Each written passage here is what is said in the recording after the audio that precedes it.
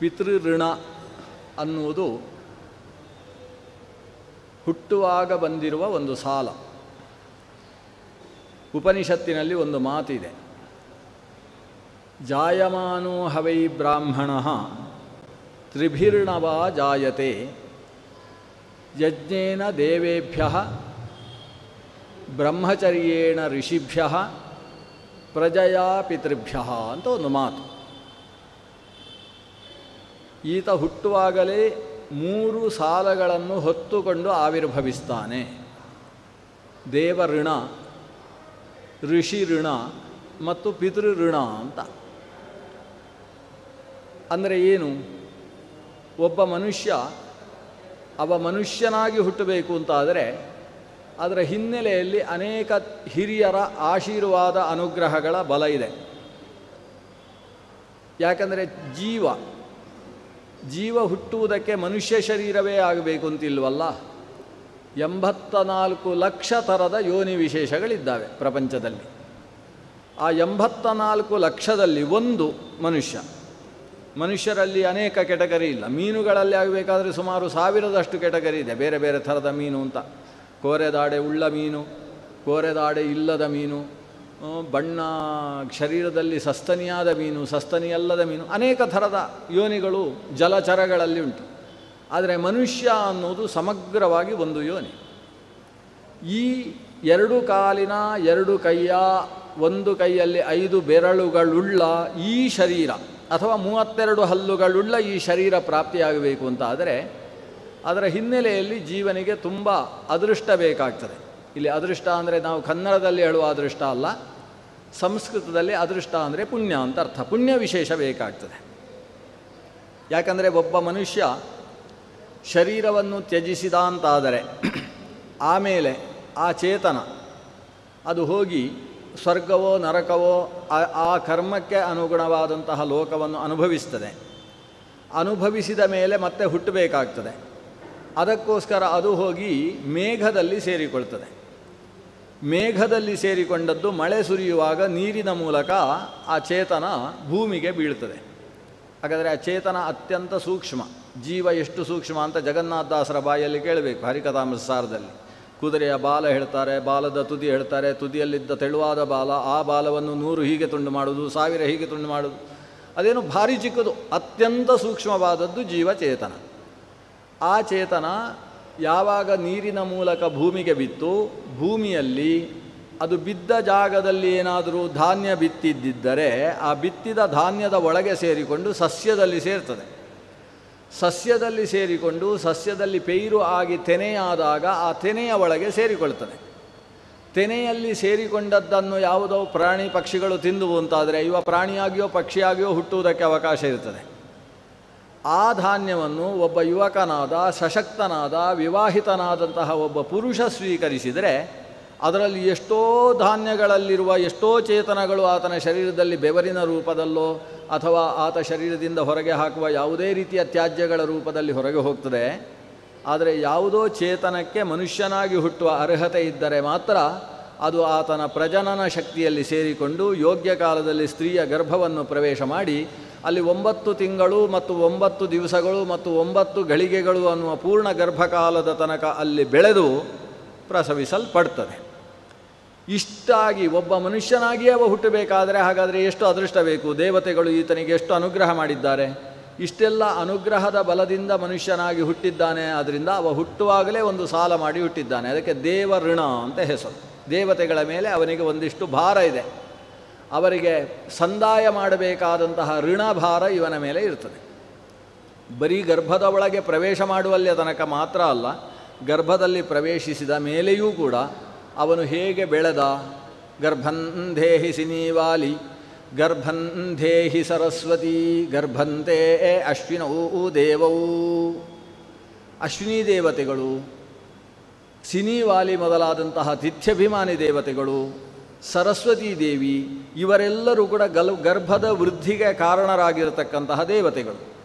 ಗರ್ಭದಲ್ಲಿ ಆ ಮಗುವಿಗೆ ಬೇಕಾದಂತಹ ಪ್ರಜ್ಞಾಶಕ್ತಿಯನ್ನು ಹುಟ್ಟಿಸಿರತಕ್ಕಂಥವರು, ಗರ್ಭದ ಅಭಿವೃದ್ಧಿಗೆ ಕಾರಣರಾದವರು, ಗರ್ಭದ ಅಭಿವೃದ್ಧಿಯನ್ನು ಪರಿಪಂಥ ಮಾಡ್ತಕ್ಕಂತಹ, ಅದನ್ನು ಸಹಿಸಲಾಗದ ರಾಕ್ಷಸೀಗಣದ ನಿರಸನ ಮಾಡುವುದಕ್ಕೆ ಕ್ಷಮತೆಯನ್ನು ತಂದುಕೊಟ್ಟಿರತಕ್ಕಂತಹ ದೇವತಾಶಕ್ತಿಗಳು, ಅನೇಕ ದೇವತಾಶಕ್ತಿಗಳು ಒಳಗಿನಿಂದ ಗರ್ಭದ ಸಂರಕ್ಷಣೆಯನ್ನು ಮಾಡಿದ್ದಾರೆ. ಎಲ್ಲರಿಗೂ ನಿಯಾಮಕನಾಗಿ ಭಗವಂತ ಇದ್ದಾನೆ. ಸರಕ್ಷಿತ ರಕ್ಷತಿ ಯೋಹಿ ಗರ್ಭೇ ಅಂತ ಭಾಗವತದ ಒಂದು ಮಾತಿದೆ ಅಲ್ಲ. ಗರ್ಭದ ರಕ್ಷಣೆಯನ್ನು ಕೊಡುವುದಕ್ಕೆ ಕೊನೆಗೆ ಗರ್ಭಾಭಿಮಾನಿ ದೇವತೆ ಅಲ್ಲ, ಗರ್ಭ ನಿಯಾಮಕ ದೇವತೆಯಾಗಿ ಭಗವಂತನಿದ್ದಾನೆ. ಅಂತೂ ಅನೇಕ ದೇವತೆಗಳ ಋಣ ಮನುಷ್ಯನಾಗಿ ಹುಟ್ಟಿದಂತಹ ಚೇತನಕ್ಕಿದೆ. ಇದನ್ನು ದೇವಋಣ ಅಂತ ಕರೀತೇವೆ. ಎರಡನೆಯದ್ದು, ಈತ ಬ್ರಾಹ್ಮಣನಾದರೆ ಅಂದರೆ ವೇದಾಧಿಕಾರ ಉಳ್ಳವನು ಅಂತಾದ ಪಕ್ಷದಲ್ಲಿ ಅವನಿಗೆ ಗರ್ಭ ಪ್ರವೇಶ ಮಾಡಬೇಕಾದರೆ ಋಷಿಮುನಿಗಳು ಹೇಳಿದಂತಹ ಅನೇಕ ಸಂಸ್ಕಾರಗಳು ನಡೀತಾವೆ. ಗರ್ಭಾಧಾನ ಅನ್ನುವ ಒಂದು ಯಜ್ಞ ಪ್ರಕ್ರಿಯೆಯ ಮೂಲಕವಾಗಿ ಆತನ ಗರ್ಭ ಸಂಸ್ಕಾರ ನಡೀತದೆ. ಆಮೇಲೆ ಯಾವಾಗ ಗರ್ಭ ವೃದ್ಧಿಯಾಗ್ತಾ ಇದೆ ಅನ್ನುವ ಗರ್ಭಲಿಂಗಗಳು ಕಾಣಿಸಿಕೊಳ್ತಾವೋ ಆವಾಗ ಆತನಿಗೆ ಪುಂಸವನ ಅನ್ನುವ ಪ್ರಕ್ರಿಯೆ ನಡೀತದೆ. ಆಮೇಲೆ ಗರ್ಭ ವೃದ್ಧಿಯಾಗಿ ಆ ಗರ್ಭದಲ್ಲಿರುವ ಮಗುವಿಗೆ ಯಾವಾಗ ಮನಸ್ಸಿನ ಶಕ್ತಿ ವೃದ್ಧಿಯಾಗುವುದಕ್ಕೆ ಶುರುವಾಗ್ತದೆ ಆವಾಗ ಸೀಮಂತೋನ್ನಯನ ಅನ್ನುವ ಪ್ರಕ್ರಿಯೆ ನಡೀತದೆ. ಇದರ ಮಧ್ಯದಲ್ಲಿ ಅನವಲೋಭನ ಅಂತಕ್ಕಂತಹ ಪ್ರಕ್ರಿಯೆ ನಡೀತದೆ. ಇದಕ್ಕೆಲ್ಲ ಅದನ್ನು ಹೀಗೇ ಮಾಡಬೇಕು ಅಂತ ಕಂಡುಹಿಡಿದವರು ಋಷಿಗಳು. ಅದೆಷ್ಟೋ ದೀರ್ಘಕಾಲದ ಸಂಶೋಧನೆಗಳು, ಋಷಿಗಳು ಕುಳಿತು ಅಂತರ್ಮುಖವಾಗಿ ಮಾಡಿದಂತಹ ಚಿಂತನೆಗಳು, ತಪಸ್ಸು, ಇವೆಲ್ಲದರ ಫಲವಾಗಿ ಅವರು ಕೆಲವು ಮಂತ್ರಗಳನ್ನು ಕಂಡು ಈ ಮಂತ್ರಗಳಿಂದ ಈ ರೀತಿಯ ವಿಧಾನವನ್ನು ಮಾಡುವುದರಿಂದ ಗರ್ಭದಲ್ಲಿ ಉತ್ತಮ ಸಂಸ್ಕಾರ ಉಂಟಾಗ್ತದೆ ಅಂತ ಕೆಲವು ಗರ್ಭ ಸಂಸ್ಕಾರಗಳನ್ನು ಋಷಿಮುನಿಗಳು ನಮಗೆ ಕೊಟ್ಟಿದ್ದಾರೆ. ನೋಡಿ, ಗರ್ಭಿಣಿಯಾದಂತಹ ಹೆಣ್ಣು ಮಗಳಿಗೆ ಅನೇಕ ಬಯಕೆಗಳು, ಅಭಿಲಾಷೆಗಳು ತಾನಾಗಿ ಹುಟ್ಟಿಕೊಳ್ತವೆ. ಶರೀರದಲ್ಲಿ ಉಂಟಾಗತಕ್ಕಂತಹ ವೈಪರೀತ್ಯ ಅದು, ಮನಸ್ಸಿನಲ್ಲಿ ಉಂಟಾಗುವ ವೈಪರೀತ್ಯ, ಆ ಕಾರಣದಿಂದ ಅನೇಕ ಬಯಕೆಗಳು, ಅದು ಏನೇನೋ ಬಯಕೆ, ಮಣ್ಣು ತಿನ್ನಬೇಕು ಅಂತ ಬಯಕೆ ಇರ್ಬೋದು, ಮಣ್ಣು ತಿನ್ನಿಸಬೇಕು ಅಂತ ಬಯಕೆ ಬರ್ಬೋದು, ಏನೇನೋ ಬಯಕೆಗಳು ಬರ್ತವೆ. ಈ ರೀತಿಯ ಬಯಕೆಗಳನ್ನು ಈಡೇರಿಸಬೇಕಾದದ್ದು ಆಕೆಯನ್ನು ನೋಡಿಕೊಳ್ಳುವ ಜನರ ಕರ್ತವ್ಯ, ಮುಖ್ಯವಾಗಿ ಪತಿಯ ಕರ್ತವ್ಯವಾಗ್ತದೆ. ಆದರೆ ಎಲ್ಲ ಬಯಕೆಗಳನ್ನು ಈಡೇರಿಸುವುದು ಕಷ್ಟವಾಗ್ತದೆ. ಎಷ್ಟೋ ಬಯಕೆಗಳು ಆ ಹೆಣ್ಣು ಮಕ್ಕಳಿಗೆ ಇನ್ನೊಬ್ಬರ ಹತ್ರ ಹೇಳಿಕೊಳ್ಳುವುದಕ್ಕೆ ಕಷ್ಟವಾಗತಕ್ಕಂತಹ ಬಯಕೆಗಳು ಹುಟ್ಟಿಬಿಡ್ತವೆ. ಬಯಕೆಗಳನ್ನು ಈಡೇರಿಸದೇ ಹೋದರೆ, ಸಂಸ್ಕೃತದಲ್ಲಿ ಬಯಕೆಗಳನ್ನು ದೋಹದ ಅಂತ ಕರೀತಾರೆ. ದೋಹದ ಪೂರಣ ಅಂದರೆ ಅವರಿಗೆ ಹುಟ್ಟಿದ ಬಯಕೆಗಳನ್ನು ಈಡೇರಿಸುವುದು ಅಂತ ಅರ್ಥ. ದೋಹದ ಪೂರಣ ಆಗದೇ ಹೋದರೆ ದೋಷ ಹೇಳ್ತದೆ, ಗರ್ಭದಲ್ಲಿ ವಿಕಲಾಂಗತೆ ಉಂಟಾಗ್ತದೆ ಅಂತ ಹೇಳ್ತದೆ. ಆ ವಿಕಲಾಂಗತೆ ಅಂದರೆ ಅದು ಶಾರೀರಿಕವಾಗಿ ಗರ್ಭದ ವಿಕಲಾಂಗತೆ ಇರ್ಬೋದು ಅಥವಾ ಮಾನಸಿಕವಾದಂತಹ ವೈಕಲ್ಯ ಇರ್ಬೋದು. ಒಟ್ಟು ಅದು ಪರಿಪೂರ್ಣವಾದಂತಹ ಪುರುಷ ಅಥವಾ ಪರಿಪೂರ್ಣವಾದ ಸ್ತ್ರೀತ್ವವನ್ನು ಪಡೆಯುವಲ್ಲಿ ವಿಕಲವಾಗ್ತದೆ ಅಂತ.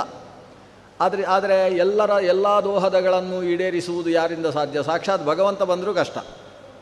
ಯಾಕಂದರೆ ಭಗವಂತ ಬಂದರೂ ಕಷ್ಟ. ಯಾಕೆ ಅಂದರೆ ಇವರ ದೋಹದ ಅಂಥದ್ದಿರ್ತದೆ. ನಮಗೆ ಪರ್ವತದಲ್ಲಿ ಹುಟ್ಟಿದಂತಹ ಕಮಲ ಪುಷ್ಪವನ್ನು ತಲೆಯಲ್ಲಿ ಮುಡಿಬೇಕು ಅಂತ, ಅದು ಸರೋವರದಲ್ಲಿ ಹುಟ್ಟಿದ ಕಮಲ ಪುಷ್ಪ ಅಲ್ಲ, ಪರ್ವತದ ತುದಿಯಲ್ಲಿ ಕಲ್ಲು ಬಂಡೆಯಲ್ಲಿ ಹುಟ್ಟಿದ ಕಮಲ ಪುಷ್ಪವನ್ನು ತಲೆಯಲ್ಲಿ ಮುಡಿಬೇಕು ಅಂತೆಲ್ಲ ದೋಹದ ಬಂದರೆ ಆ ದೇವರೂ ಸತ್ಯ ಸಂಕಲ್ಪ, ಕಲ್ಲು ಬಂಡೆಯಲ್ಲಿ ಕಮಲವನ್ನು ಹುಟ್ಟಿಸುವ ಕೆಲಸವನ್ನು ಮಾಡುವುದಿಲ್ಲ ಅಲ್ವಾ. ಆದ್ದರಿಂದ ಇವೆಲ್ಲವನ್ನೂ ಪೂರಣೆ ಮಾಡ್ತಕ್ಕಂಥದ್ದು ಅಶಕ್ಯ. ಅಂಥ ಸ್ಥಿತಿಯಲ್ಲಿ ಋಷಿಮುನಿಗಳು ಒಂದು ಉಪಾಯವನ್ನು, ಮಂತ್ರವನ್ನು ಕಂಡುಕೊಂಡು ಕೊಟ್ಟರು. ಅದಕ್ಕೆ ಅನವಲೋಭನ ಮಂತ್ರ ಅಂತ ಹೆಸರು. ಗರಿಕೆಯನ್ನು ತಂದು ಗುದ್ದಿ ಸರಿಯಾದ ರೀತಿಯಲ್ಲಿ ಅದರ ರಸವನ್ನು ತೆಗೆದು ಅದನ್ನು ಸ್ತ್ರೀಯ ಮೂಗಿನ ಮೂಲಕವಾಗಿ ಒಳಗೆ ಹರಿಯುವ ಹಾಗೆ ಮಾಡಿ ಆ ಹೊತ್ತಿಗೆ 2 ಸೂಕ್ತಗಳನ್ನು ಹೇಳುವುದು. ಪ್ರಜಾವತ್ ಜೀವಪುತ್ರಾಖ್ಯ ಸೂಕ್ತ ಅಂತ ಕರೀತಾರೆ. ಒಂದು ಪ್ರಜಾವತ್ ಸೂಕ್ತ, ಮತ್ತೊಂದು ಜೀವಪುತ್ರ ಸೂಕ್ತ ಅಂತ. ಈ ಸೂಕ್ತವನ್ನು ಪಠನೆ ಮಾಡುವುದರಿಂದ ಏನು ಪ್ರಯೋಜನ? ಅವರು ಏನು ಬಯಸಿದ್ದಾರೆ ಅಥವಾ ದೋಹದ ಇದೆ ಅದನ್ನು ಪೂರಣ ಮಾಡಲಿಕ್ಕೆ ಆಗದೇ ಇದ್ದದರಿಂದ ಉಂಟಾಗುವ ಗರ್ಭ ನ್ಯೂನತೆಯನ್ನು ಈ ಸೂಕ್ತದ ಶ್ರವಣ ಅನ್ನೋದು ಪರಿಹಾರ ಮಾಡ್ತದೆ ಅಂತ. ಎಷ್ಟೆಲ್ಲ ಉಪಕಾರ ಮಾಡಿದ್ದಾರೆ ಋಷಿಮುನಿಗಳು. ಈ ಎಲ್ಲ ಉಪಕಾರದ ಬಲದಿಂದ ಅಲ್ವ ಮಗು ಆವಿರ್ಭವಿಸಿರುವುದು. ಸತ್ಸಂಸ್ಕಾರ ಸಹಿತವಾಗಿ ಸುಸಂಸ್ಕೃತವಾದ ಮಗು ಆ ವಿಪ್ರ ಜನಾಂಗದಲ್ಲಿ ಆವಿರ್ಭವಿಸಿತಲ್ವ. ಆದ್ದರಿಂದ ಜಾಯಮಾನೋ ಹವೈ ಬ್ರಾಹ್ಮಣ ಸ್ತ್ರಿಭಿರ್ಣವ ಜಾಯತೆ, ಅವನಿಗೆ ಋಷಿ ಋಣವೂ ಕೂಡ ಸೇರಿಕೊಂಡಿತು. ಋಷಿಗಳ ಅನುಗ್ರಹದಿಂದ, ಋಷಿಗಳು ಕೊಟ್ಟ ಮಂತ್ರದ ಬಲದಿಂದ ಸುಸಂಸ್ಕೃತವಾದ ವ್ಯಕ್ತಿತ್ವವನ್ನು ಪಡೆದು ಆವಿರ್ಭವಿಸಿತು. ಆದ್ದರಿಂದ ಇವನಿಗೆ ಋಷಿ ಋಣ ಅನ್ನೋದು 2ನೇ ಸಾಲ ತಲೆಯ ಮೇಲೆ ಏರಿಕೊಳ್ತದೆ. 3ನೇದ್ದು ಪಿತೃಋಣ ಅಂತ. ಪಿತೃಋಣ ಅದು ಆನುವಂಶಿಕವಾಗಿ ಬಂದಿರುವಂಥದ್ದು. ಪಿತೃ ಅನ್ನುವ ಶಬ್ದವನ್ನು ಅರ್ಥ ಮಾಡಿಕೊಳ್ಳಬೇಕು ನಾವು. ಸಾಮಾನ್ಯ ಪಿತೃಋಣ ಅಂದರೆ ಅಪ್ಪನಿಗೆ ಸಂಬಂಧಪಟ್ಟ ಸಾಲ ಅಂತ ಹೀಗೆ ಅಂದ್ಕೊಳ್ತಾರೆ. ಆದರೆ ಪಿತೃ ಅನ್ನುವ ಶಬ್ದಕ್ಕೆ ಸಂಸ್ಕೃತದಲ್ಲಿ ತಂದೆ ತಾಯಿ ಅಂತ 2 ಅರ್ಥ. ಇದು ಮೊದಲ ಅರ್ಥದಲ್ಲಿ. ಪಿತೃ ಅಂದರೆ ಬರೀ ತಂದೆ ಅಲ್ಲ, ಮಾತಾ ಚ ಪಿತಾ ಚ ಪಿತರೌ ಅಂತ. ಜಗತ್ತಿನ ತಂದೆಯ ಪಿತರವು ಅಂದರೆ ಯಾರು ಅಂದರೆ ಲಕ್ಷ್ಮೀನಾರಾಯಣರು ಜಗತ್ಪಿತೃಗಳು ಅಂದರೆ ತಾಯಿ ತಂದೆಯರು ಅಂತ ಅರ್ಥ. ಪಿತೃ ಶಬ್ದದಲ್ಲಿ ಮಾತೃ ಶಬ್ದ ಒಳಗೆ ಸೇರಿಕೊಂಡು ಬಿಡ್ತದೆ. ಆದ್ದರಿಂದಲೇ ನಮ್ಮ ಶಾಸ್ತ್ರ ಪರಿಭಾಷೆಯ ಪ್ರಕಾರ ಮನೆಯಲ್ಲಿ ತಾಯಿಯ ಶ್ರಾದ್ದ ಇದ್ದರೆ ನಾವು ಏನು ಹೇಳಬೇಕು? ನಾಳೆ ನಮ್ಮ ಮನೆಯಲ್ಲಿ ಪಿತೃಕರ್ಮ ಇದೆ ಅಂತ ಹೇಳಬೇಕು. ಅದು ಬಿಟ್ಟು ಮಾತೃಕರ್ಮ ಇದೆ ಅಂತ ಹೇಳುವುದಲ್ಲ. ಕೆಲವರು ಭಾರಿ ಸಂಸ್ಕೃತಜ್ಞರು ಅಂತ ಅಂದುಕೊಂಡು ಪಿತೃಕರ್ಮ ಅಲ್ಲ, ನಾಳೆ ಪಿತೃಕರ್ಮ ಅಲ್ಲ ಇರುವುದು, ಮಾತೃಕರ್ಮ ಇರುವುದು ಅಂತ ಶುರು ಮಾಡ್ತಾರೆ. ಅದು ಪಿತೃಕರ್ಮ ಅಂತಲೇ ಅದಕ್ಕೆ ಹೆಸರು. ಯಾಕಂದರೆ ಮಾತೃ ಆಗಲಿ ಪಿತೃ ಆಗಲಿ ಅವರು ಪಿತೃಶಬ್ದದಿಂದಲೇ ಅಭಿಧೇಯರಾಗ್ತಾರೆ. ಋಗ್ವೇದದ ಮಂತ್ರಗಳನ್ನು ಮಾತೃಶ್ರಾದ್ದದಲ್ಲೂ ನಾವು ಹೇಳ್ತೇವಲ್ವಾ? ಆ ಹೇಳುವ ಮಂತ್ರ ಪಿತೃ ಅನ್ನುವ ಶಬ್ದವನ್ನು ಯೇ ಚೇಹ ಪಿತರೋ ಯೇ ಚ ನೇಹ ಅನ್ನುವ ಮಂತ್ರಗಳೆಲ್ಲ ಅಲ್ಲಿ ಪಿತೃ ಅನ್ನುವ ಶಬ್ದವನ್ನು ಹೇಳ್ತದೆ ಹೊರತು ಮಾತೃ ಶಬ್ದವನ್ನು ಹೇಳುವುದಿಲ್ಲ. ಯಾಕಂದರೆ ಮಾತೃ ಅನ್ನುವುದು ಪಿತೃ ಅನ್ನುವುದರಲ್ಲಿ ಅಂತರ್ಗತ ಆಗ್ತದೆ. ಅದು ಮಾತೃವಾಗಲಿ ಪಿತೃವಾಗಲಿ ಯಾವಾಗ ಸಪಿಂಡೀಕರಣ ಪ್ರಕ್ರಿಯೆ ನಡೀತದೆ ಆಗ ಪಿತೃಗಣದ ಜೊತೆಗೆ ಸೇರಿಕೊಳ್ತಾರೆ ಹೊರತು ಅವರು ಮಾತೃ ಅಂತ ಪ್ರತ್ಯೇಕ ಒಂದು ಸ್ಥಿತಿಗತಿಯನ್ನು ತಾವು ಕಾಣುವುದಿಲ್ಲ. ಈ ಎಲ್ಲ ದೃಷ್ಟಿಯಿಂದ ಪಿತೃಕಾರ್ಯ ಅಂತೇಳಿದರೆ ತಂದೆಗೆ, ತಾಯಿಗೆ, ಜೊತೆಗೆ ಅಜ್ಜನಿಗೆ, ಸೋದರ ಮಾವನಿಗೆ ಯಾರಿಗೆಲ್ಲ ಪಿತೃಕಾರ್ಯ ಮಾಡ್ತೇವೆ ಅದರಲ್ಲಿ ಆ ಪಿತೃ ಅನ್ನೋ ಶಬ್ದದಲ್ಲಿ ಅವರೆಲ್ಲ ಸೇರಿಕೊಳ್ತಾರೆ ಅನ್ನೋದು ಶಾಸ್ತ್ರೀಯವಾದ ಪರಿಭಾಷೆ. ಈ ನಿಟ್ಟಿನಿಂದ ಪಿತೃ ಋಣ ಅಂದರೆ ತಂದೆಗೆ ಸಂಬಂಧಪಟ್ಟ, ತಾಯಿಗೆ ಸಂಬಂಧಪಟ್ಟ ಋಣ. ಈ ಮಾತಾಪಿತೃಗಳಿಗೆ ಸಂಬಂಧಪಟ್ಟಂತಹ ಋಣ ಅದು ಅಷ್ಟು ಇಷ್ಟು ಅಂತ ನಾನಿಲ್ಲಿ ವಿವರಿಸಿ ಮುಗಿಯುವಂಥದ್ದಲ್ಲ, ರಾಶಿ. ಸಾಮಾನ್ಯ ಯಾರಿಗೆ ಇದರ ಬಗ್ಗೆ ಸ್ಪಷ್ಟ ಪರಿಕಲ್ಪನೆ ಬರ್ತದೆ ಅಂದರೆ, ಒಂದು ಮಾತೃಗಯೆಯಲ್ಲಿ ಹೋಗಿ ಒಂದು ಬಾರಿ ಮಾತೃಶ್ರಾದ್ದವನ್ನು ಹಾಕಿ ಬಂದವರಿಗೆ ಕಲ್ಪನೆ ಬರ್ತದೆ. ಯಾಕಂದರೆ ಅಲ್ಲಿ ಒಂದು 16 ಶ್ಲೋಕಗಳನ್ನು ಹೇಳಿ ಮಾತೃಪಿಂಡವನ್ನು ಇಡ್ತಾರೆ. ಆ 16 ಶ್ಲೋಕ ಸಂಸ್ಕೃತದಲ್ಲಿ ಇವನಿಗೆ ಅರ್ಥವಾದರೆ ಒಂದು 4 ಶ್ಲೋಕ ಹೇಳುವಾಗ ಗೊಳೋ ಅಂತ ಅಳುವುದಕ್ಕೆ ಶುರು ಮಾಡ್ತಾನೆ. ತಾಯಿಗೆ ನಾನು ನನ್ನ ಬಾಲ್ಯದಲ್ಲಿ ಎಷ್ಟು ಉಪದ್ರವ ಕೊಟ್ಟಿದ್ದೇನೆ ನನಗೆ ಬುದ್ಧಿ ಬರುವುದಕ್ಕಿಂತ ಮುಂಚೆ ಅನ್ನುವುದನ್ನೆಲ್ಲ ಅದು ಹೇಳ್ತದೆ. ಹೊಟ್ಟೆಯಲ್ಲಿರುವಾಗ ಹೇಗೆ ನಾನು ಒದಿತಾ ಇದ್ದೆ, ಏನು ಮಾಡ್ತಿದ್ದೆ, ತಾಯಿ ಪಾಪ ನನಗೋಸ್ಕರ ಅವಳಿಗೆ ಇಷ್ಟವಾದ ಆಹಾರವನ್ನು ತಿನ್ನದೆ ನನಗೆ ಈ ಯಾವುದನ್ನು ತಿಂದರೆ ಗರ್ಭಕ್ಕೆ ವೃದ್ಧಿಯಾಗ್ತದೆ, ಯಾವುದನ್ನು ತಿಂದ ಕಾರಣದಿಂದ ಗರ್ಭಕ್ಕೆ ಕ್ಲೇಶವಾಗ್ತದೆ ಅನ್ನುವುದನ್ನು ವಿಚಾರ ಮಾಡಿ ತನಗೆ ಇಷ್ಟವಾದ ಎಷ್ಟೋ ಪದಾರ್ಥಗಳನ್ನು ಬಿಟ್ಟು ಅನಿಷ್ಟವಾದ ಪದಾರ್ಥಗಳನ್ನು ಗರ್ಭದ ರಕ್ಷಣೆಗೋಸ್ಕರ ತಾನು ಸ್ವೀಕಾರ ಮಾಡಿ ಕಹಿ ಕಷಾಯಗಳನ್ನು ಕುಡಿದುಕೊಂಡು ಈ ಮಗುವಿನ ವೃದ್ಧಿಗೋಸ್ಕರ ಎಷ್ಟು ವ್ರತವನ್ನು ಅನುಷ್ಠಾನ ಮಾಡಿದ್ದಾಳೆ. ಇವನ್ನೆಲ್ಲ ಶ್ಲೋಕಗಳಲ್ಲಿ ಹೇಳಿಕೊಂಡು ಒಂದು ಪಿಂಡ ಪ್ರದಾನ ಮಾಡ್ತಾ ಇದ್ದರೆ ಇವನಿಗೆ ನಿಜವಾಗಿಯೂ ಒಂದು ಸಲ ಕಣ್ಣೀರು ಬಂದು ಹೋಗುತ್ತೆ. ಮಾತೃ ಅನ್ನುವುದರಲ್ಲಿ ಎಷ್ಟು ದೊಡ್ಡ ತ್ಯಾಗ ಜೀವನ ಇದೆ ಅನ್ನುವುದನ್ನು ಆತ ಅರ್ಥ ಮಾಡಿಕೊಳ್ಳುವುದಕ್ಕೆ ಸಾಧ್ಯವಾಗ್ತದೆ. ಅಷ್ಟೆಲ್ಲ ಅವರ ಅನುಕೂಲತೆಯನ್ನು ಪಡೆದು ಹುಟ್ಟಿರತಕ್ಕಂತಹ ಮಗುವಿಗೆ ಮಾತೃ ಋಣ ಪಿತೃ ಋಣ ಅನ್ನೋದು ಅದು 1 kg 2 kg ಅಲ್ಲ, ರಾಶಿ ಇರ್ತದೆ. ಅಂತಹ ಪಿತೃ ಋಣವನ್ನು ಪರಿಹಾರ ಮಾಡಿಕೊಳ್ಳುವುದಕ್ಕೋಸ್ಕರವೂ ಜೀವನದಲ್ಲಿ ಪ್ರಯತ್ನಿಸಬೇಕು. ಹೀಗೆ ಹುಟ್ಟುವಾಗ 3 ಸಾಲ, ಇದು ವೇದ ಹೇಳಿದ 3 ಸಾಲಗಳು. ದೇವಋಣ, ಋಷಿಋಣ, ಪಿತೃಋಣ ಅಂತ 3 ಹೇಳಿತು. ಪುರಾಣಗಳು ಮತ್ತೆ 2 ಸಾಲವನ್ನು ಮತ್ತೆ ಸೇರಿಸಿದವು. ಅಂತ ಎಲ್ಲ ಸಾಲ ಸೇರಿಸುವುದರಲ್ಲೇ ಎಲ್ಲವುಗಳು ಎತ್ತಿದ ಕೈಗಳು. ಪುರಾಣಗಳು ಸೇರಿಸಿದ 2 ಸಾಲ ಯಾವುದು? ಒಂದು ಭೂತ ಋಣ, ಮತ್ತೊಂದು ಮನುಷ್ಯ ಋಣ ಅಂತ. ಮನುಷ್ಯ ಋಣ ಅಂದರೆ ಏನು? ನಾವು ಹುಟ್ಟಿದ ಮೇಲೆ ಅನೇಕ ಮನುಷ್ಯರ ಸಹಾಯ ಪಡೆದಿರ್ತೇವೆ. ಮನೆಯಲ್ಲಿ ಹಸು ಸಾಕಿದ್ದೇವೆ ಅಂದರೆ ಹಸುವನ್ನು ನೋಡಿಕೊಳ್ಳುವುದಕ್ಕೋಸ್ಕರ ಹುಲ್ಲು ತಂದು ಹಾಕುವವನ ಸಾಲ ಇದೆ. ಹಸು ಸಾಕಲಿಲ್ಲ ಅಂದರೆ ನಂದಿನಿ ಹಾಲನ್ನು ಮನೆಗೆ ತಂದು ಹಾಕುವವನ ಒಂದು ಯಾರು ಮಿಲ್ಕ್ ಬಾಯ್ ಇದ್ದಾನಲ್ಲ ಅವಂದು ಋಣ ಇದೆ. ನಮ್ಮ ತಾಯಿ ಗರ್ಭಿಣಿಯಾಗಿರುವ ಸಂದರ್ಭದಲ್ಲಿ ಆಕೆಯನ್ನು ಆಸ್ಪತ್ರೆಗೆ ಕರ್ಕೊಂಡು ಹೋಗುವುದಕ್ಕೆ ಸೋದರ ಮಾವ ಸಹಾಯ ಮಾಡಿದ್ದಾರೆ, ಅವರದು ಋಣ ಇದೆ. ನಮ್ಮ ಸಮಾಜ ಜೀವನ ಆದ್ದರಿಂದ ಅನೇಕರ ಸಹಕಾರದಲ್ಲಿ ಅಲ್ವಾ ನಾವು ಬದುಕುವುದು. ಆದ್ದರಿಂದ ಈ ಸಮಾಜದ ಋಣವನ್ನು ಅಲ್ಲದೆ ಗರ್ಭಾಧಾನ ವಿವಾಹಾದಿ ಸಂಸ್ಕಾರಗಳು ನಡಿಬೇಕು ಅಂತಾದರೆ ಪುರೋಹಿತರು ಬರ್ತಾರೆ, 4 ಜನ ಪುರೋಹಿತರು ಬಂದು ಪುಣ್ಯಾಹವಾಚನವನ್ನು ಮಾಡಿದ್ದಾರೆ, ಅವರ ಋಣ ಬರ್ತದೆ. ವಿಪ್ರ ಋಣ, ಇದೆಲ್ಲವೂ ಮನುಷ್ಯ ಋಣದಲ್ಲಿ ಸೇರಿಕೊಳ್ತದೆ. ಮನುಷ್ಯ ಋಣದ ಜೊತೆಗೆ ಮತ್ತೊಂದು ಋಣವನ್ನು ಭೂತ ಋಣ ಅಂತ ಕರೆದಿದ್ದಾರೆ. ಭೂತ ಅಂದರೆ ಪ್ರಾಣಿ ಅಂತ ಅರ್ಥ. ಅದು ಬಿಟ್ಟು ಯಾವುದು ರಕ್ತೇಶ್ವರಿ, ಪಿಲಿಚಾಮುಂಡಿ ಅಂತ ದಕ್ಷಿಣ ಕನ್ನಡದಲ್ಲೆಲ್ಲ ಬಹಳ ಪ್ರಸಿದ್ಧವಾದ ಭೂತಗಳೆಲ್ಲ ಉಂಟಲ್ಲ, ಆ ಭೂತಗಳ ಋಣ ಅಂತ ಅರ್ಥ ಅಲ್ಲ. ಭೂತ ಅಂತೇಳಿದರೆ ಪ್ರಾಣಿಗಳು. ಅದರಲ್ಲೂ ಭೂತಋಣದಲ್ಲಿ ಪ್ರಮುಖವಾದ ಋಣ ಅಂದರೆ ಗೋಮಾತೆಗೆ ಸಂಬಂಧಪಟ್ಟ ಋಣ. ಅಂದರೆ ಈತ ಗರ್ಭದಲ್ಲಿ ಬೆಳೆದದ್ದು ಹೇಗೆ? ತಾಯಿ ಕುಡಿದಂತಹ ಹಾಲು, ಮೊಸರು, ತುಪ್ಪ ಮೊದಲಾದಂತಹ ಗವ್ಯ ಪದಾರ್ಥದ ಶಕ್ತಿಯಿಂದ ಗರ್ಭದಲ್ಲಿ ಚೆನ್ನಾಗಿ ಬೆಳೆದಿದ್ದಾನೆ. ಹುಟ್ಟಿದ ಮೇಲೆಯೂ ಕೂಡ ಹಾಲು ಕುಡಿದು ಬೆಳೆದಿದ್ದಾನೆ. ಆದರೆ ಹಾಲು ಕೊಟ್ಟದ್ದು ತಾಯಿಗೆ ಹಾಲು ಕೊಡುವ ಶಕ್ತಿ ಹೇಗೆ ಬಂತು? ಆಕೆ ಹಸುವಿನ ಹಾಲು ಕುಡಿದು ಮೊಸರು ಕುಡಿದು ಆ ಗವ್ಯದ ಪದಾರ್ಥದಿಂದ ಆಕೆಗೆ ಶಕ್ತಿ ಬಂದಿದೆ. ಆಮೇಲೆ ತಾಯಿಯ ಹಾಲು ಬಿಟ್ಟ ಮೇಲೆ ಇವ ಹಾಲು ಕುಡಿತಾನೆ, ಅದು ಕೊಡುವುದು ಗೋಮಾತೆಯೇ. ಇವನ ಮನೆಗೆ ಅಕ್ಕಿ ಧಾನ್ಯ ಇತ್ಯಾದಿ ಬರ್ತದೆ. ನಾವು ಸ್ವಲ್ಪ ಹಿಂದಿನ ಕಾಲಕ್ಕೆ ಹೋಗಿ ಆಲೋಚನೆ ಮಾಡೋಣ. ಅಕ್ಕಿ ಧಾನ್ಯ ಬರಬೇಕಾದ್ರೆ ಎತ್ತು ಬೇಕು. ಎತ್ತಿನ ಮೂಲಕ ಉತ್ತು, ಎತ್ತಿನ ಗೊಬ್ಬರ, ಹಸುವಿನ ಗೊಬ್ಬರವನ್ನು ಹಾಕಿ ಕೊನೆಗೆ ಧಾನ್ಯ ಅಲ್ಲಿ ಗದ್ದೆಯಲ್ಲಿ ಚೆನ್ನಾಗಿ ಪೇರಿಸಲ್ಪಟ್ಟ ಮೇಲೆ ಅದನ್ನು ಮನೆಗೆ ತರುವುದಕ್ಕೆ ಎತ್ತನ್ನು ಹೂಡಿದಂತಹ ಗಾಡಿ, ಎತ್ತಿನ ಬಂಡಿಯಲ್ಲಿ ತಗೊಂಡು ಬರಬೇಕು. ಇವತ್ತು ಎತ್ತು ಎಲ್ಲ ಹೋಗಿ ಟ್ರ್ಯಾಕ್ಟರ್ ಬಂದಿದೆ, 5 ರೂಪಾಯಿಯ ನೋಟಲ್ಲಿರುವಂಥ ಟ್ರ್ಯಾಕ್ಟರ್. 5 ರೂಪಾಯಿಗೆ ಎಲ್ಲ ಕೆಲಸವೂ ನಡೆಯುತ್ತೆ ಅಂತ ಅರ್ಥ. ಎತ್ತು ಅನ್ನುವುದು ತಂದೆಯ ಸ್ಥಾನದಲ್ಲಿದೆ, ಹಸು ಅನ್ನುವುದು ತಾಯಿಯ ಸ್ಥಾನದಲ್ಲಿದೆ. ಗಾವೋ ಮೇ ಮಾತರಃ ಸರ್ವಾಃ ಪಿತರಶ್ಚಾಪಿ ಗೋವೃಷಾಃ.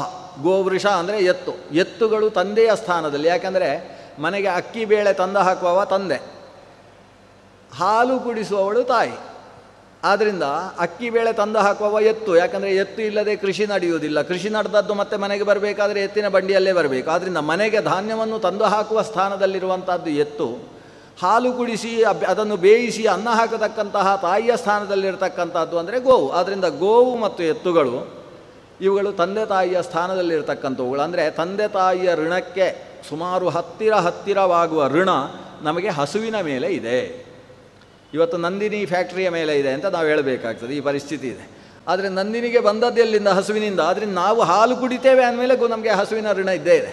ಅದು ನಂದಿನಿಯಿಂದ ಬರಲಿ, ಮತ್ತೊಂದರಿಂದ ಪಕ್ಕದ ಭೂತನಿಂದ ಬರಲಿ, ಎಲ್ಲಿಂದ ಬಂದರೂ ಗೋ ಋಣ ಅನ್ನುವುದು ಮನುಷ್ಯನ ಮೇಲೆ ಇದೆ. ಇದನ್ನು ಭೂತ ಋಣ ಅಂತ ಕರಿತೇವೆ. ಹಾಗಾದರೆ 5 ಸಾಲವನ್ನು ಪರಿಹರಿಸಿಕೊಳ್ಳುವುದೇ ಮನುಷ್ಯನ ಬದುಕು. ಅದನ್ನು ಪರಿಹರಿಸಿಕೊಳ್ಳುವುದಕ್ಕೆ ಯಾರೂ ಪ್ರಯತ್ನಿಸುವುದಿಲ್ಲ. ಆ ಋಣಾಪಾಕರಣ ಅನ್ನುವ ಕೆಲಸವನ್ನು ಮಾಡುವುದಿಲ್ಲ. ಅದು ಮನುಷ್ಯನ ಬದುಕು ಅಲ್ಲ, ಅದು ಪ್ರಾಣಿಗಳ ಬದುಕು. ಪ್ರಾಣಿಗಳು ಋಣಾಪಾಕರಣ ಮಾಡುವುದಿಲ್ಲ.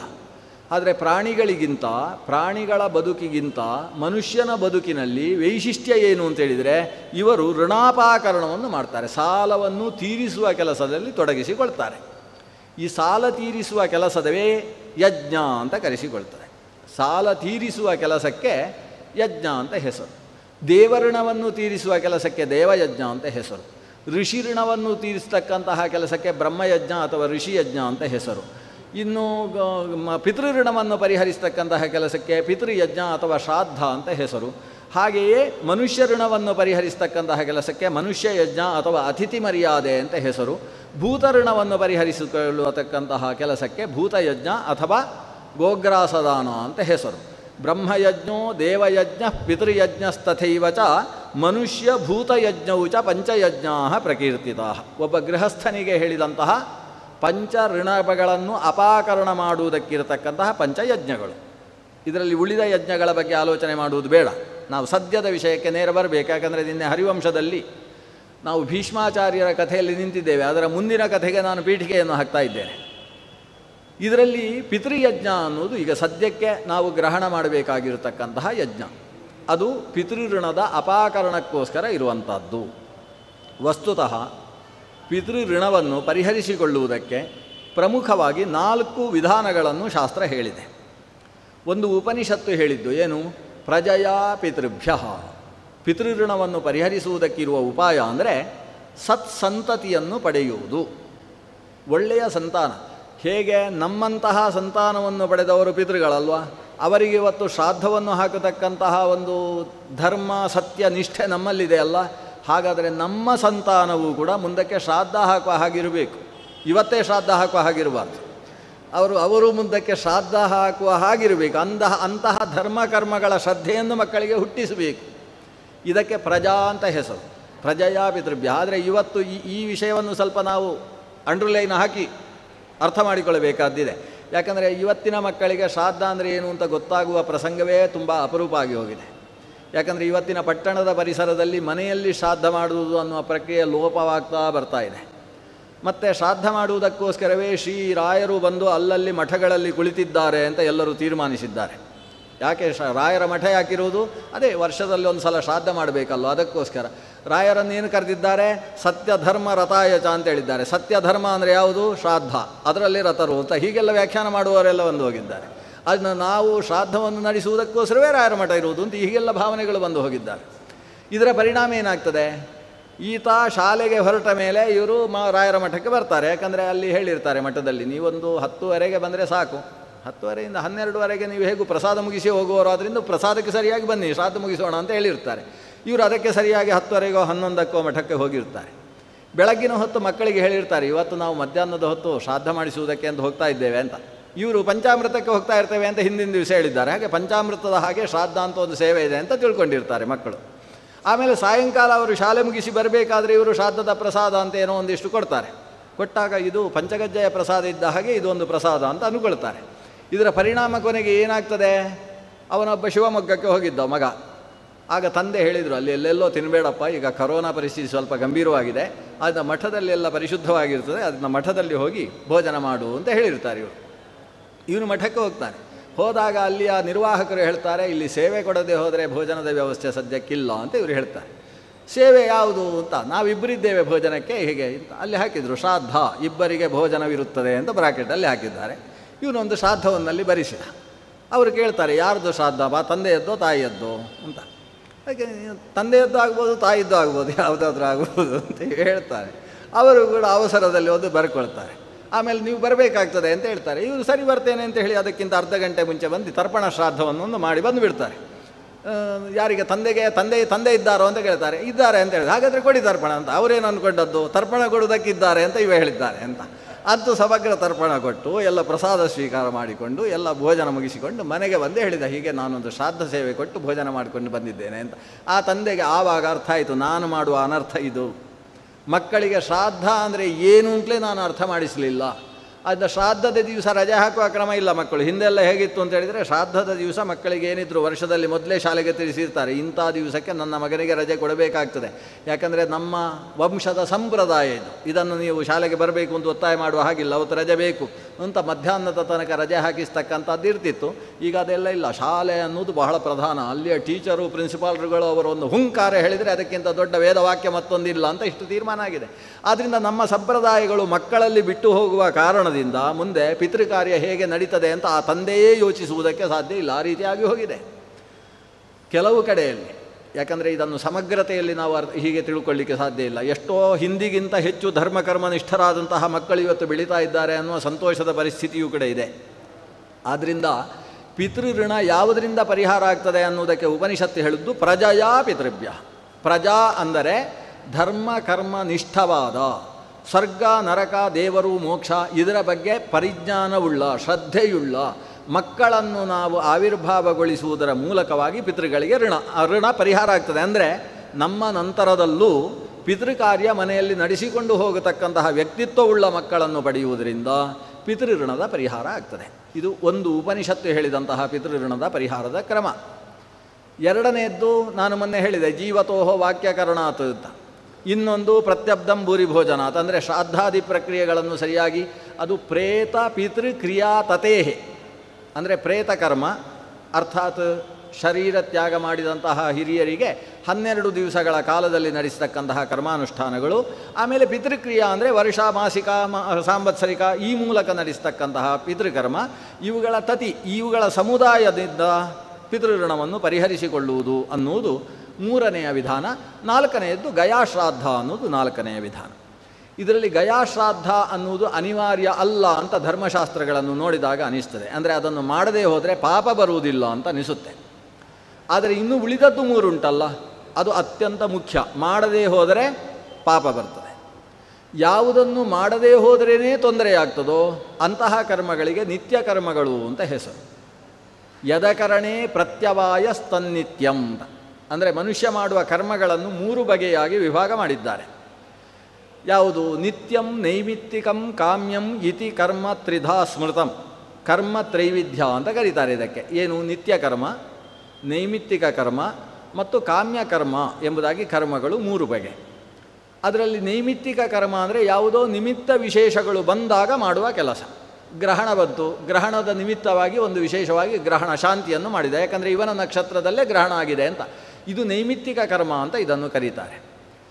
ಇನ್ನು ಕಾಮ್ಯ ಕರ್ಮ ಅಂದರೆ ನಮಗೆ ಮಕ್ಕಳಾಗಲಿಲ್ಲ, ಅದಕ್ಕೋಸ್ಕರ ಒಂದು 12 ತಿಂಗಳುಗಳಲ್ಲಿ ನಾನು ಸತ್ಯನಾರಾಯಣ ಪೂಜೆಯನ್ನು ಮಾಡ್ತೇನೆ ಅಂತ ಹೇಳಿ ಸತ್ಯನಾರಾಯಣ ಪೂಜೆ ಮಾಡಿದೆ. ಇದು ಕಾಮ್ಯಕರ್ಮ. ಮಕ್ಕಳಾಗಬೇಕು ಅಂತ ಮಾಡ್ತಾ ಇದ್ದಾನೆ, ಇಂಥದ್ದನ್ನು ಕಾಮ್ಯಕರ್ಮ ಅಂತ ಕರೀತಾ ಇದ್ದಾರೆ.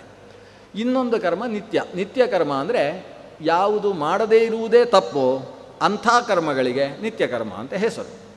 ಉಪನೀತನಾದಂತಹ ವ್ಯಕ್ತಿಗೆ ಸಂಧ್ಯಾವಂದನೆ ಅನ್ನುವುದು ನಿತ್ಯ ಕರ್ಮವಾಗ್ತದೆ. ವಿವಾಹಿತನಾದಂತಹ ವ್ಯಕ್ತಿಗೆ ಔಪಾಸನ ವೈಶ್ವದೇವಗಳು ಅನ್ನುವುದು ಆತನಿಗೆ ನಿತ್ಯ ಕರ್ಮಗಳಾಗ್ತವೆ. ಏಕಾದಶಿಯ ಉಪವಾಸ ಅನ್ನುವುದು ಮನುಷ್ಯ ಮಾತ್ರನಿಗೆ ನಿತ್ಯ ಕರ್ಮ ಅಂತ ಕರೆಸಿಕೊಳ್ತದೆ.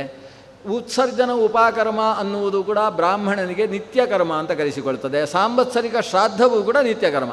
ಅಂದರೆ ಒಂದು ಅರ್ಥ ಮಾಡಿಕೊಳ್ಬೇಕು, ನಿತ್ಯ ಕರ್ಮ ಅಂದರೆ ಪ್ರತಿದಿನವೂ ಮಾಡುವ ಕರ್ಮ ಅಂತ ನಾವು ಅಂದುಕೊಂಡಿದ್ದೇವೆ, ಅದಲ್ಲ. ಪ್ರತಿದಿನವೂ ಮಾಡುವ ಕರ್ಮವನ್ನು ಶಾಸ್ತ್ರದಲ್ಲಿ ನಿತ್ಯ ಕರ್ಮ ಅಂತ ಕರೀಲಿಲ್ಲ. ಮತ್ತು ಯಾವುದನ್ನು ಮಾಡದೇ ಹೋದರೇನೇ ಪ್ರತ್ಯವಾಯ ಅಂದರೆ ಪಾಪ ಒದಗುತ್ತೋ ಅಂತಹ ಕರ್ಮಗಳನ್ನು ನಿತ್ಯ ಕರ್ಮ ಅಂತ ಕರೆದದ್ದು. ಅಂದರೆ ಕಡ್ಡಾಯವಾಗಿ ಮಾಡಬೇಕಾದ ಕರ್ಮ ಅಂತ ಅರ್ಥ.